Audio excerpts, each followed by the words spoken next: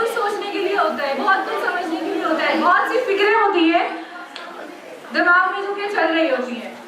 बहुत दफा ऐसा भी होता है कि हमारी जो सोचों की धारें हैं मुझे तरफ धारें बहने लगती हैं और ये सोचते कि मेरे साथ ही क्यों है, मैं ही क्यों पैदा हो गई, इधर मुसलमान मुल्क है लेकिन पाकिस्तान जैसे मुल्क में क्यों पैदा हो गई, इतने मसाइल का शिकार मुल्क है, यहाँ क्यों पैदा हुए। तो इस बारे में मैं थोड़ा सा बताना चाहूंगी कि दुनिया में आना और जिस तरह से जिंदगी और मौत अल्लाह अज़्ज़ के हाथ में है, उसी तरह से लड़का पैदा होना या लड़की बन के पैदा होना, किसी अमीर घर में पैदा होना या किसी गरीब घराने में पैदा होना, किसी आज़ाद मुल्क में पैदा होना या ज़ेर तसल्लुत मुल्क में पैदा होना, ये हमारे अख्तियार में नहीं है।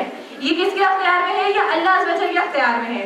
ये अल्लाह ताला की तरफ से हमारी किस्मत में लिख दिया गया है। तो इसके बारे में फिक्रमंद होना और मायूसी का शिकार होने के बजाय अगर हम ये सोचें कि हम इस दुनिया में आए हैं तो किसी मकसद के तहत भेजे गए हैं और अपने मकसद को पहचानने की कोशिश करें और इस वतन से हमारी क्या वतन, इस वतन को और इस कौम को हमसे वाबस्ता है, हम उनको समझने की कोशिश करें तो शायद हम अपनी जिंदगी का कुछ बेहतर इस्तेमाल कर सकें। लेकिन ऐसा क्यों करें? हम जब इस बारे में सोचते हैं तो हमारे अंदर कुछ करने का जज्बा, कुछ आगे बढ़ने का जज्बा कम नजर आता है। ऐसा क्यों है? बड़े सगीर के वो मुसलमान जो पाकिस्तान बनने से पहले जो लोग मौजूद थे, उनके अंदर ऐसी क्या खास बात थी, क्या वजह थी, क्या ऐसी चीज थी जो उन्हें इतनी बड़ी से बड़ी कुर्बानी देने में उजागर करती थी, तो वो गुरेज नहीं करते थे अपनी जानों को लुटाने में? क्या ऐसी चीज थी? तो मैं आपको बताना चाहूंगी कि शायद हमें ये पता चलता है कि उन्हें अपनी ईमान की फिक्र थी, वो अपनी ईमान की बका चाहते थे।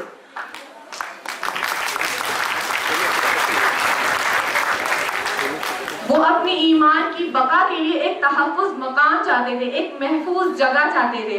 वो क्यों जरूरी है? वो कश्मीर की वादियों में जलते, लुटते और कटते हुए मुसलमानों को देखकर हमें समझ आता है कि एक महफूज मकाम की क्या अहमियत है, जहाँ पर हम आज़ादी से सांस ले सकें, आज़ादी से बगैर किसी रोक टोक के अपनी इबादत गाहों को आबाद कर सकें। तो इसकी जो अहमियत है तब जाकर शायद हमें समझ आए, इस मुल्क के बारे की अहमियत हमें समझ में आए। तो वो जो मुसलमान थे बड़े सगीर के, उन्होंने पाकिस्तान की शक्ल में उस महफूज मकाम का तसव्वुर किया था और इस महफूज मकाम को हासिल करने के लिए हर तरह की कुर्बानियां पेश की। माओं ने अपने जवान बेटे बेटियों की लाशें अपनी आंखों से उठते हुए देखे, गरीबों ने, अमीरों ने अपनी नस्लें तक तबाह कर दी, तमाम माल जान सब कुर्बान कर दिए ताकि आगे आने वाली मुसलमान नस्लें आज़ाद जिंदगी गुजार सकें, आज़ाद फिजा में सांस ले सकें। लेकिन अफसोस से मुझे कहना पड़ रहा है और हम सब ये जानते हैं कि आज का जो मुसलमान है ना उसे अपनी ईमान की फिक्र है ना अपने मुल्क से मोहब्बत है। क्या ये गलत है? तो आप बता सकते हैं, लेकिन जो चीज देखने में आती है वो यही सच बता रही होती है। हमें अपने मुल्क से ना मोहब्बत है ना अकीदत है। जब 14 अगस्त आता है या 23 मार्च आती है तो हम हरे और सफेद रंग के लिबास तो पहन लेते हैं, नारे तो लगा लेते हैं, तकारीर तो कर लेते हैं, जब अमल की बात आती है तो हम पीछे हट जाते हैं। हम पीछे क्यों हट जाते हैं? क्योंकि हमारा ईमान कमजोर है, हमारे मुल्क से हमारी अकीदत कमजोर है। तो इसके ऊपर मेहनत करने की जरूरत है ताकि हम अपने मुल्क के लिए कुछ कर सकें। कुछ ना करें, सिर्फ इस मुल्क के कानून की पासदारी ही कर लें, जहाँ चाहें अपने मुल्क की नाम को रोशन करें। आप बड़े ऊंचे मुकाम तक पहुंचे और इस मुल्क के नाम को रोशन करें।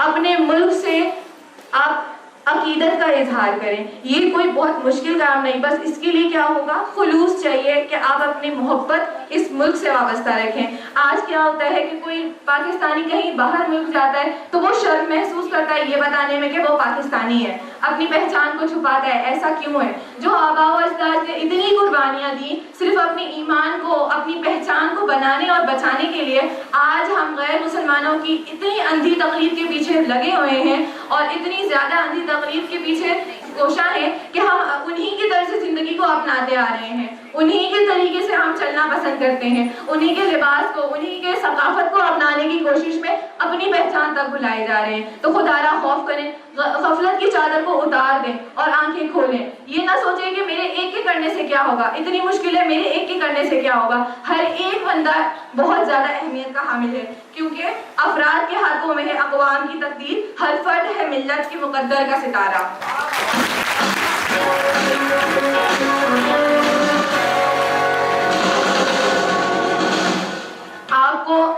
अब वक्त वो है कि ये मुल्क इस स्टेज पर है कि अभी नौजवानों की तादाद इस मुल्क में बहुत ज़्यादा है, सबसे ज़्यादा तादाद नौजवानों की है। और किसी भी मुल्क या कौम की खुश आइन मुस्तकबिल के लिए ये बहुत खुश आइन बात है कि वहाँ पर नौजवानों की तादाद बहुत ज़्यादा हो, लेकिन नौजवानों को अपनी अहमियत को समझना पड़ेगा और इस मैदान में आना पड़ेगा कि वो इस मुल्क को बेहतरी के मुकाम पे, बेहतरी के रास्ते पर चलाने के लिए कोशां हों और हमें कदम उठाना पड़ेगा और इससे डरना नहीं है, क्योंकि ये वो हालात तो अब इतने भी बुरे नहीं है जैसे बर्रे सगीर में हालात थे, उतने बुरे भी नहीं है। हमें कदम उठाना पड़ेगा और अपनी जिम्मेदारी को समझते हुए आगे बढ़ना होगा।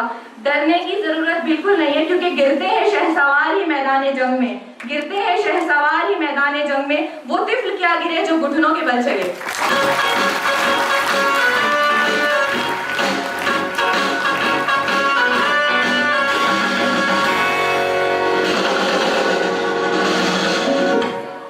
जैसा कि सामिया ने बताया कि हमारा ईमान कमजोर है, तो हमारा ये मकसद होना चाहिए कि हमारा ईमान क्यों कमजोर है और हम इस पाकिस्तान में रहते हैं जो कि काविशों से अमल में आया हमारे आबाओ अजदाद की। तो हमें चाहिए कि हम वो अमाल करें जिसकी वजह से ये मुल्क और तरक्की की राह पर गामजन है।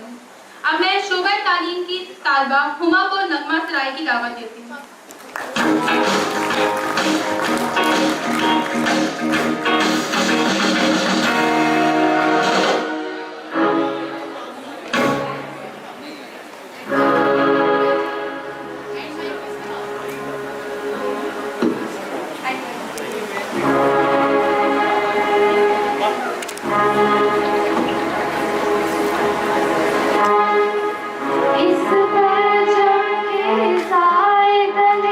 हम एक हैं, हम एक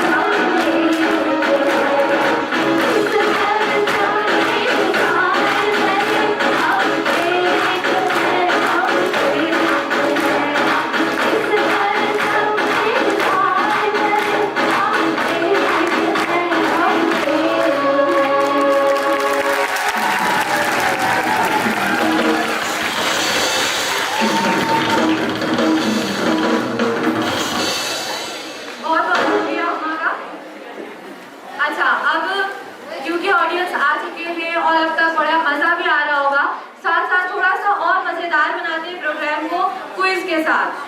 अब मैं कुछ सवाल पूछूंगी और यहाँ पर वॉलंटियर्स मौजूद हैं। प्लीज खामोश रहें ताकि आप लोगों को इंस्ट्रक्शन समझ में आए। क्या आप सब मेरे साथ हैं? ओके। अब मैं कुछ सवाल पूछूंगी जिनके जवाब जिसे आते होंगे वो खड़ा हो जाएगा। ठीक है, जवाब सही तरह से आते होंगे वो खड़ा हो जाएगा। वॉलंटियर्स यहाँ मौजूद हैं, वो आप तक माइक लेकर आएंगे। उस सवाल का जवाब आपको सही देंगे अगर आप, तो आपको गिफ्ट के तौर पे चॉकलेट मिलेगी।